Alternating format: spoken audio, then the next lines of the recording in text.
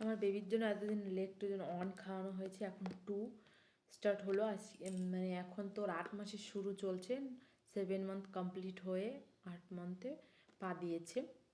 তো 8 মাসের শুরু, তো তার জন্য ল্যাকটোজেন 2 এনেছে। তো এইগুলো কিন্তু আমি ওকে আমার বুকের দুধেই ওর হয়ে যায়, ব্রেস্ট মিল্কই। তো এটা আনা হয়েছে শুধু ওই যে হোমমেড খাবার তৈরি করি, যেটা বাড়িতে বসে চাল ডাল দিয়ে কাঠবাদাম টাঠবাদাম ওগুলো দিয়ে যে বানিয়েছি আর উপকরণ দিয়ে, তো সেগুলো মানে বাড়িতে বানিয়েছি ওকে খাওয়ানোর জন্য। তো ওটার সাথে এই ল্যাকটোজেন মিলিয়ে খাওয়াই।